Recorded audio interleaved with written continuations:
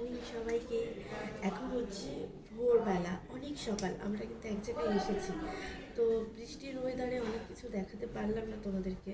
তো চলো এখন আমরা কোথায় যাব সেটা তোমাদেরকে দেখাবো। আর আমার এই অবস্থা দেখেছো, আমি এখন জাস্ট ড্রেসটা পরে নিয়েছি, এখন একটু ফ্রেশ হব। তো সকাল সকাল জায়গাটায় না গেলে হয়তো মনটাই অনেকটা খারাপ হয়ে যাবে, কারণ জায়গাটা এসেছি সকালবেলাটা দেখতে।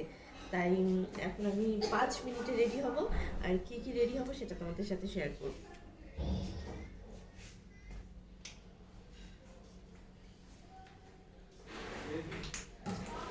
এত সকালবেলা জাস্ট কিছু সাজার মতো এখন আর ভালো লাগছে না, কারণ আমি এমনিতেই একটু ভীষণ সিম্পল থাকি। তো জাস্ট একটুখানি সানস্ক্রিন লাগিয়ে দিলাম, আর লাগিয়ে জাস্ট কাজল। আর কাজল ছাড়া আমি থাকতেই পারি না, তোমরা জানো, হয়তো দেখেছো আমাকে, আমি অলওয়েজ কাজল পরি। আর হচ্ছে তোমার হালকা একটু লিপস্টিক, ব্যাস আমি রেডি, কমপ্লিট, ডান। যাই হোক, পরের ভিডিওটা আবার করবো। আমরা কিন্তু রেডি হয়ে দেখো বাইরে বেরিয়ে গেছি, হোটেলের বাইরে। আর সেখানে কিন্তু সবাই রয়েছে রয়েছে আমার সেই মাসিমণিরা। এরা কিন্তু ভীষণ সুইট।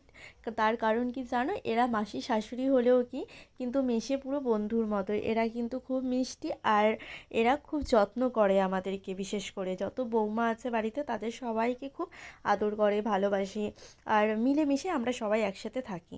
আর তাছাড়াও দেখো, হোটেলের বাইরে সবাইকে বেরোতে বলেছি, সবাই তো আলাদা আলাদা রুমে ছিল। এবার সেখানে আসার পরে কিন্তু সবাই এক জায়গায় জড়ো হতে একটু টাইম লেগেছে। আর কথা বলছিলাম, তার সাথে কিন্তু আমার এই যে ছোটো মাসি আছে, ছোটো মাসির হয়তো কোনো কারণে একটু মন খারাপ হয়েছে।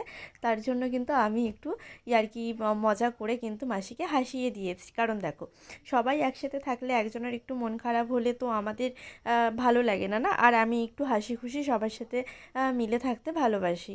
তো মজা করছিলাম, আড্ডা করছিলাম। তার সাথে কিন্তু আমার একটা এক্সট্রা পাওয়া হয়েছে, কি জানো? এই যে দুজনকে দেখছো, এরা কিন্তু আমার ডান্স ক্লাসের। আমি জানতামই না এরা দীঘায় যাবে। তো আমি যখন দীঘায় পৌঁছেছি, তো বৌদি আমাকে ফোন করেছে যে তুমি কোথায় মধু, কী করছো? আমরা তো দীঘায় বেড়াতে এসেছি। তো এরকম কথা যখন হয়েছে, তো বৌদির সাথে আমি কিন্তু ফোন করে জায়গায় মিট করে নিয়েছি, কারণ বৌদি আমাদের খুব প্রিয়। আর সত্যি কথা বলতে কি জানো তো, বৌদি ছাড়া আমাদের ডান্স ক্লাসটা কিন্তু অসম্পূর্ণ। কারণ বৌদির সাথে, বৌদি আমাদের থেকে সিনিয়র হলেও কি আমরা কিন্তু ভীষণ মজা করি, আড্ডা মারি। আর বৌদি না থাকলে পুরো ক্লাসটাই কিন্তু ফাঁকা লাগে। আর বৌদি এমনই একটা মানুষ যে কিনা কেউ ক্লাসে না গেলে তাকে নিজে থেকে ফোন করে ডাকবে, এই তুমি এলে না কেন, কোথায় আছো, আমরা ওয়েট করছি। এরকম একটা মজার সম্পর্ক। আর ভালো লাগে না, ঘুরতে গিয়ে যদি চেনা কারোর সাথে দেখা হয়ে যায়, সেটা তো এক্সট্রা পাওয়া। আর তার সাথে মজা করতে, শুধু তো মজা করলেই হবে না, এবার পেটে কিছু দিতে হবে। এবার খাওয়া দাওয়ার পালা। তো বিচ থেকে আমরা কিন্তু একটু বাইরে চলে এসেছি একটা রেস্টুরেন্টে। সেখানে কিন্তু দেখো নানান রকম খাবার পাওয়া যাচ্ছিল। আর আমি খাবার কি অর্ডার করব, রয়েছে তো আমার সঙ্গে আমার মেয়ে। দেখো, আমার মেয়ে কিন্তু ভীষণ কী কী কী খেতে ভালোবাসে সেটা তোমাদেরকে বলছি। আর বাইরে গেলে ও বাইরের খাবার সেরকম একটা খায় না, যদিও আমরা বাইরে গেছি ঘুরতে। ও কিন্তু বলছে, মাম্মাম আমি কিন্তু আজকে যা খুশি খেতে পারি, তুমি মানা করবে না তো? তার কারণ কি, আমিও বাইরের খাবার খাই না, ও খায় না, কিন্তু আমাদের গিয়ে একটু প্রবলেম হয়েছিল এই কারণে, কারণ আমাদের বাইরের খাবার খেতে হয়েছিল। বাইরের খাবার কি বলো তো, খেতে টেস্টি লাগলেও কি সেটা আনহেলদি হয় না? আমরা দেখো সেরকমভাবে দেখতে পারি না। তাছাড়াও কি তেল মশলা ঝাল সব কিছু থাকে।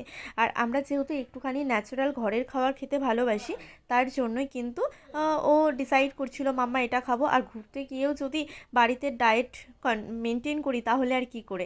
তাই জন্য এই অবধি, বাই।